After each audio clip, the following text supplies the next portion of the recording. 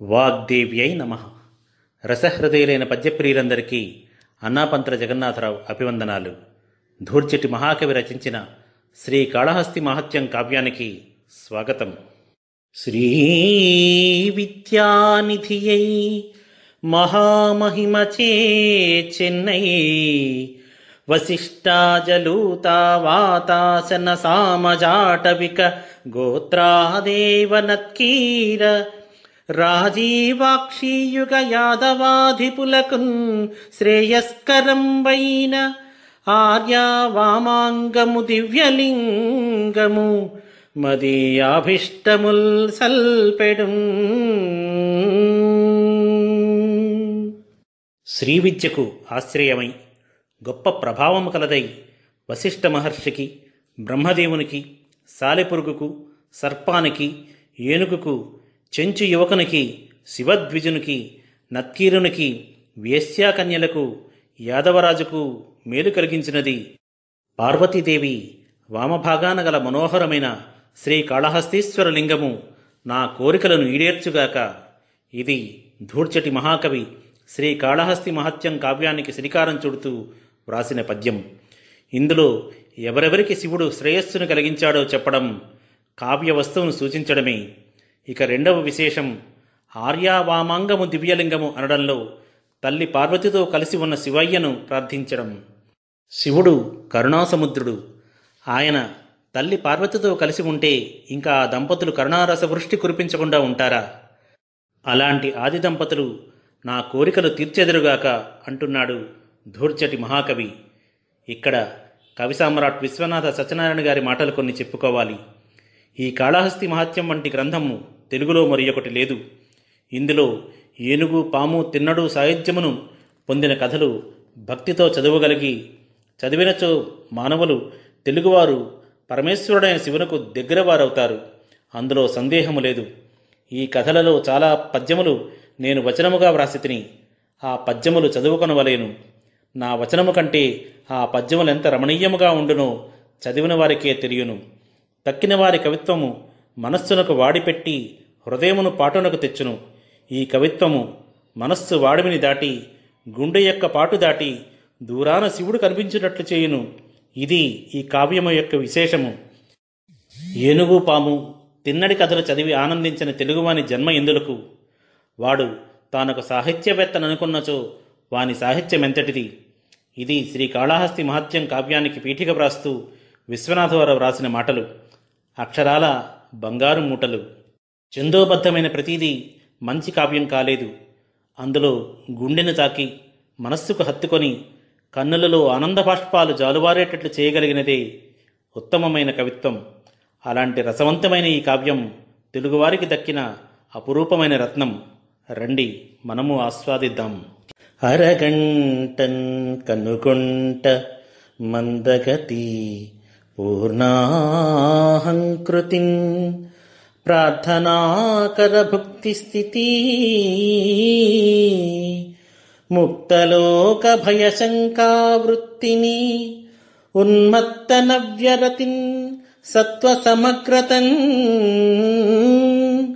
మృదిత పద్మాభ్యున్నతిన్ గంధమంధర దంతావళ కోటియొప్పును అవధూత ప్రక్రియన్ తత్పురిన్.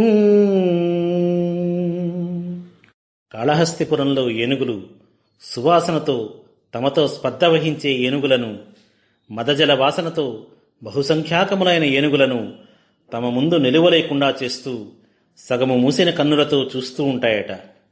సమగ్రమైన గర్వం చేత, ప్రార్థనకు ఆకరమైన ఆహార నియమం చేత, అంటే మావటివాళ్ల బుజ్జగింపులతో ఆహారాన్ని తింటాయట.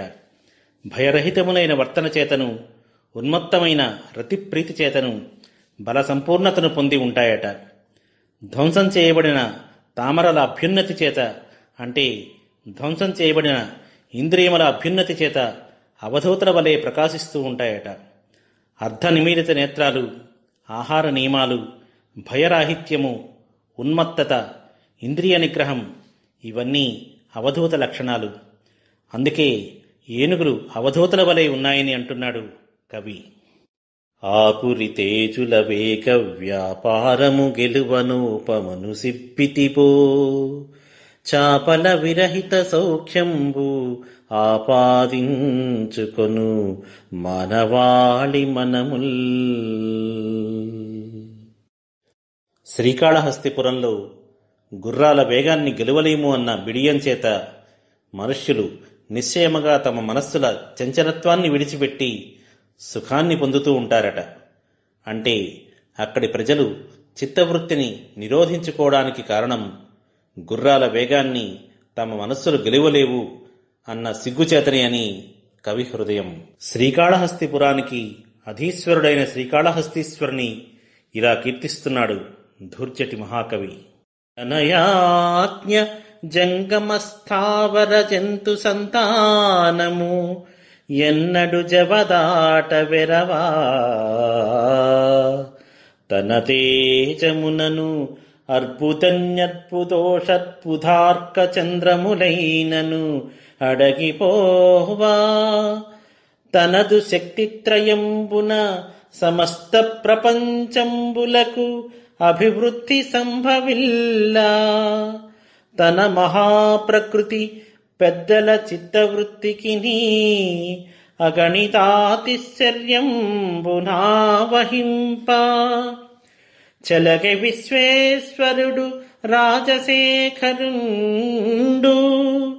కమఠ శటకిటి పరివృఢ కరటి కుధర విషధరాధీశ హరిముఖ్య వివిధ భువన భారవహులకు ప్రాణంబు ప్రాణమగుచు భారవహులకు ప్రాణంబు ప్రాణమగుచు. తన ఆజ్ఞ జంగమ స్థావర జంతుకోటి ఏనాడూ అతిక్రమించడానికి భయపడగా తన తేజస్సులో శతాధిక కోటి సూర్యులు చంద్రులు కూడా మరుగున పడగా తన శక్తి చేత ఎల్లలోకాలకు పెంపు కలుగగా తన ప్రకృతి అయిన మాయచేత విజ్ఞుల మనోవ్యాపారాలకు అమితమైన ఆశ్చర్యాన్ని కలిగింపగా రాజశేఖరుడు విశ్వేశ్వరుడు అయిన ఈశ్వరుడు ఆదికూర్మము ఆదివరాహము అష్టదిగ్గజములు కులపర్వతములు ఆదిశేషువు మొదలైన భువన భారవాహకులకు ప్రాణము కంటే ప్రియమైన వాడై ప్రకాశిస్తున్నాడు.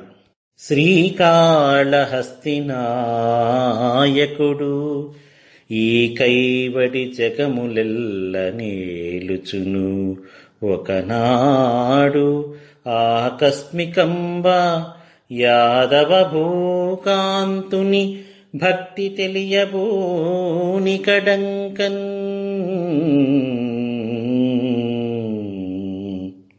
శ్రీకాళహస్తీశ్వరుడు ఈ ప్రకారంగా లోకములన్నిటినీ పరిపాలిస్తూ ఒకనాడు యాదవరాజు భక్తిని తెలుసుకోదలిచాడు.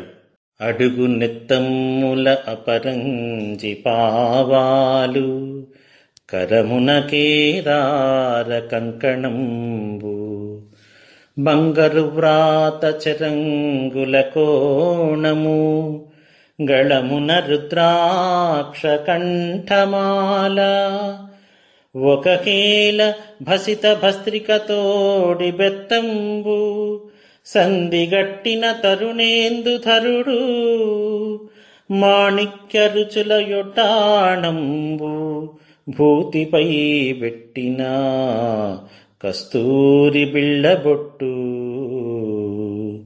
సార్వకాలిక తాంబూల చర్వణాత్ర రాగ సౌభాగ్యమున పద్మరాగమణుల తృణముగా చూచు దంతపంక్తియును గలిగి అంగజారాతి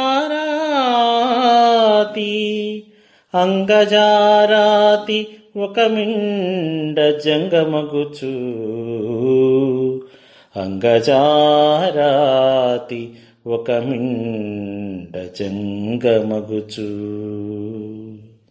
పాదములకు బంగారు పావకోళ్ళు, చేతికి కేదార కంకణం, బంగారు నగిశీల అంచుగల కౌపీనం, మెడలో రుద్రాక్ష పూసలదండ, ఒక చేతిలో బూదిని నింపిన తోలు సంచి నాగబెత్తము, సందిట శివలింగము, కెంపులు పొదిగిన బంగారు మొలతాడు, ముఖముపై బూదిపూత, దానిపై కస్తూరితో దిద్దిన బొట్టు, నిరంతరం తాంబూల చర్వణము చేత ఎర్రని కెంపులను పోలి ఉన్న పలువరస కలిగి శ్రీకాళహస్తీశ్వరుడు మిండజంగముగా మారి విచ్చేశాడు. జంగమదేవర వేషధారణ ఈ పద్యం వలన తెలుస్తుంది.